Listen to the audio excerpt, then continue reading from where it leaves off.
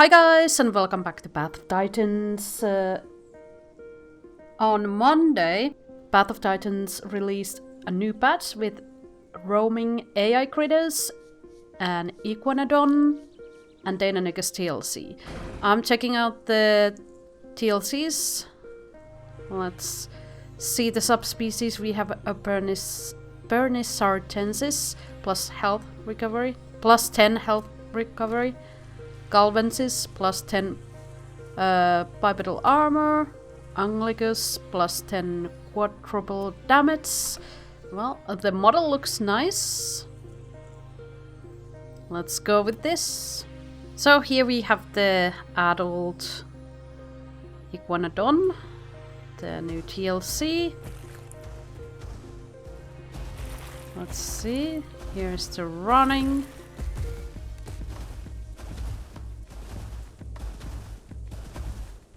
I think it feels a little bit slower, yeah. So the new things for Iguanodon, they added bipedal stance. Here we have it. They added family curse and retaliate, trampling feet, arm slam, block, quadruple, running start, thumb, barrage, resilient scales, second wind, thick scutes, raised legs, gauntlets, hero stand, back kick, gallop, pivot, planted feet. So those are all the abilities Iguanodon can have. Let's check them out. So here are the abilities. We have bipedal stance. Pressing the crouch button will instead raise you up to 2 legs into bipedal stance. While bipedal, gain increased turning speed and stamina recovery. Then we have family curse. While in a group with other hard resource, gain 10% increased stamina recovery. This also applies to each hadrosaur in your group within 50 meters of you, and it can stack up to 4 times. We have retaliate. While bipedal, deal 20% increased damage for 2 seconds after being hit with an attack. Trampling feet, gain 3 times trample damage when in a group. Group members are now immune to your trample damage. Very interesting. Everything else is grouped other than retaliate. Front limb abilities. We have arm slam. While standing, bipedal, slam your arms down to inflict armor piercing damage. Let's unlock that. We have block. Negates damage of an incoming attack if it connects with the head, neck or body. Uses stamina when activated. Let's unlock that as well. Quadruple. Deal 20% increased damage while not bipedal. Running start. Gain 2 times acceleration while not bipedal. Thumb barrage. A quick attack that increases power with each hit. Must be bipedal to use. So these both you have to use when you're bipedal. Okay, let's we can try 4 things. So let's start with this and block. Then we have hide. We have resilient. Second wind. When receiving a hit in combat, receive 2 stamina. Nice. That's very useful. Thick scutes improves health recovery rate by 20%. These are both really good. It depends on your game style, but I would say second wind. I really like to have stamina. Stamina is very important, in my opinion. So I would rather get this than this. Even though this is really good if you wanna just fight constantly. But second wind, definitely.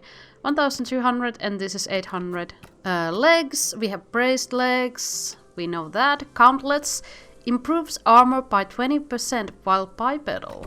Very good, actually. This is very useful. People are probably gonna pick this out of all.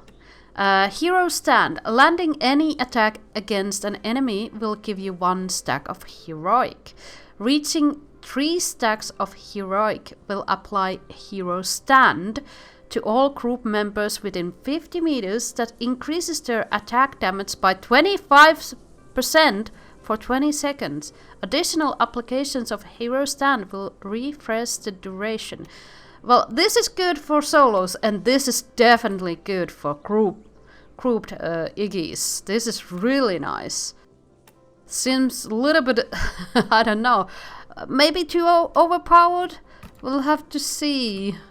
Back limb, we have the back kick, and then we have charge, pivot, planted feed, negate all knockback while bipedal, and tail attack.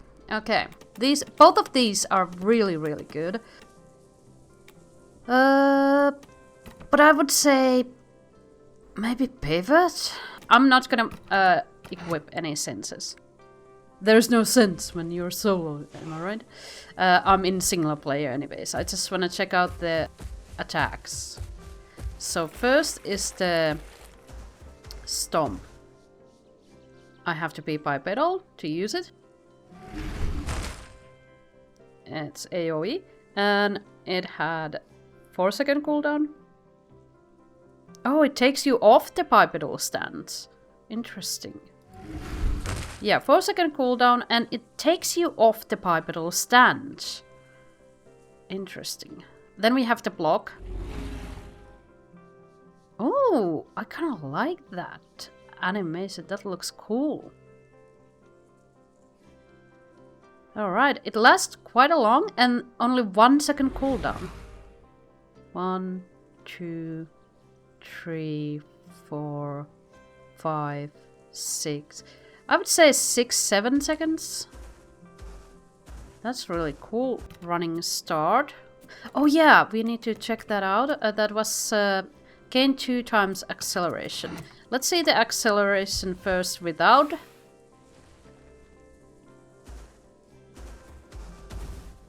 So here's the normal acceleration.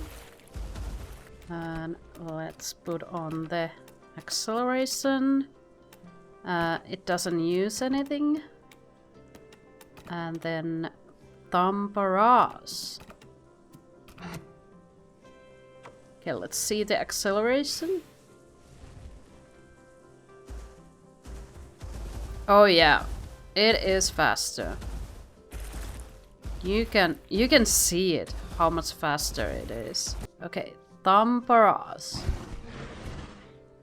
Nice. 1, 2, 3 attacks and 2-second cooldown. Really nice. I wasn't on bipedal stance, but it put me on bipedal stance automatically. Interesting. Should it do that though? Is my question. The acceleration is nice, but maybe, just maybe, I would use thumb barrage and then the block. Definitely.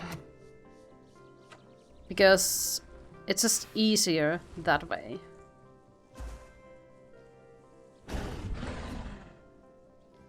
Thumb barrage and then block.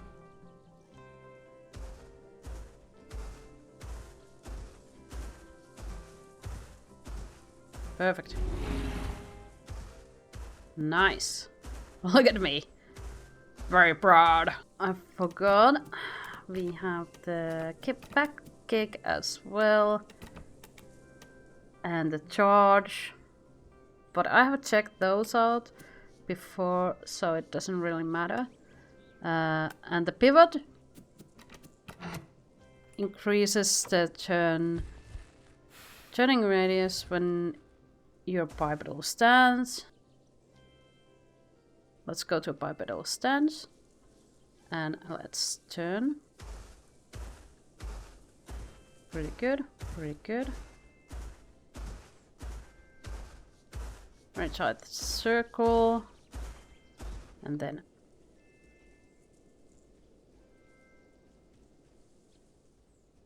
very nice. Yeah. Can I use the kick while... Oh yeah, I can use it while on bipedal stance, but it automatically puts me on quadruple stance.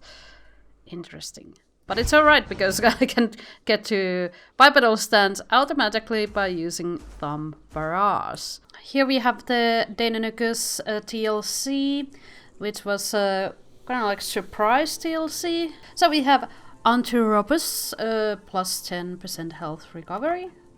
Apareonus, plus 50% acceleration speed. Look at those feathers, nice. And Giancis, plus 25% jump height. It has like a mohawk, yeah. Oh yeah, it looks way better in my opinion. It's more like menacing looking, definitely. They have added distracting chatter, mob rally, on alert, rat out, slicer, severe tendon, double jump, lucky feathers, loose down, escape artist, meat shield, pack hunter, and static cling. They also lowered Deinon's health to 350 from 500. That's quite a nerf. So we have passives, we have double jump, able to jump again mid-air, only usable for the first 2 seconds after leaving the ground. Then we have lucky feather, survive an attack that would have otherwise killed you. So it's same as the Ramperingus, and it grants 10 seconds of immunity to all damage. But you cannot deal damage while you're immune to any damage. After Lucky Feathers triggers, you will be left 10 health and 50% stamina. Requires at least 90% of your health to activate, and can only activate once every 2.5 minutes.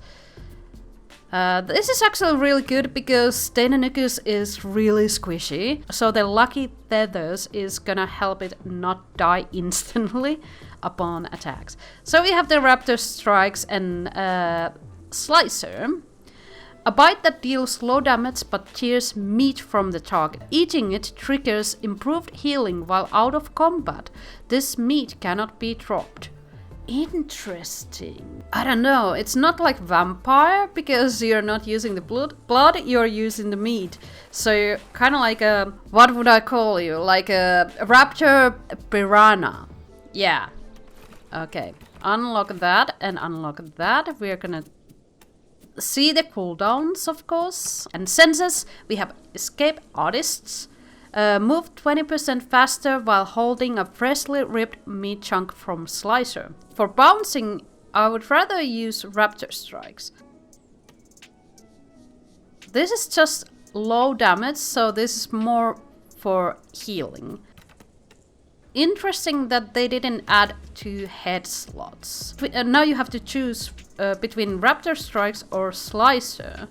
Did they think it would be too OP if it had 2 head slots? I don't think so. It's still squishy and small. On alert. After standing still for 10 seconds, activate this ability, look around large area range, and this is same as Struthiomimus. Pack Hunter. Buff all raptors when 2 or more Deinonychus with Pack Hunter are within 50 meters range. 2 Pack Hunters increases healing by 25%, 3 Pack Hunters increases damage by 20%, and 4 Pack Hunters decreases bound stamina drain by 25%. Very useful, all of these. Hide, so we have loose down, heal 20 stamina when hit by an attack. Can only be triggered once every 5 minutes. Does not work while latched. Okay, interesting. So you can, this is kind of for hit and run kind of situation. Then we have Meat Shield. When bounced on a group member, redirect most damage they would receive to yourself. Your latched group member moves slower while projected. Oh, I don't know what to feel about that. I would rather use loose down. Then we have static cling. Stamina drains 20% slower while bouncing. Oh, these 2 I would use, but this I don't really see the need for this. This is definitely to be used with a Chillabator. definitely. And then we have good old bounce tail, we have tail fan and sever tendon.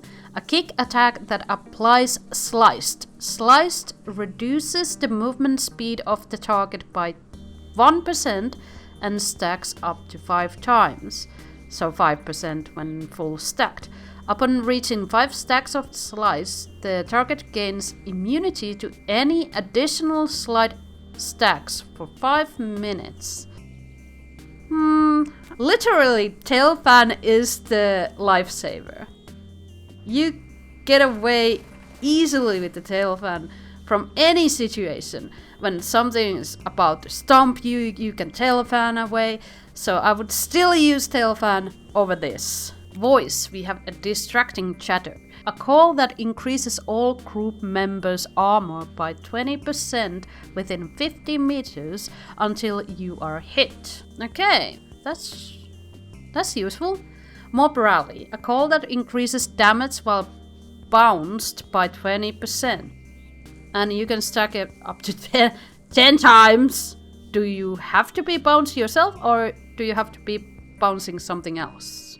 Rat out, a call, well, we know rat out from Ramparunkus. This is really interesting. I would have to test this out before I can say anything about this mob rally.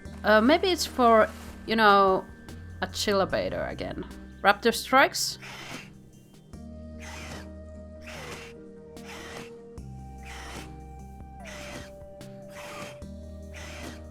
Then we have the bounce. I can use the mob rally already, even though I'm not bouncing anything. It should be grey. I almost forgot the slicer, so let's check out the slicer's cooldowns. 4-second cooldown. Yeah, I don't know. I would rather use Raptor Strikes, if you ask from me. I really like these TLCs, but there's several creatures that desperately need TLC. Alioramus needs TLC definitely, and Stegosaurus, now that Kentro got its TLC and Miragaia was added. And they also made some dietary changes to carnivores. As you can see, Scavenger can eat noxious meat. What do you guys think about the TLCs? And what do you think about all the nerfs and buffs? Maturity of the... I think every dino got something on, like some kind of buff or some kind of nerf. What do you think about those? Tell me in the comment section below. This is it for this video. I hope you enjoyed. If you did, leave a like, that helps a lot. If you're not subscribed, please consider subscribing. It is completely free. Thanks for watching. See you on the next one. And... my.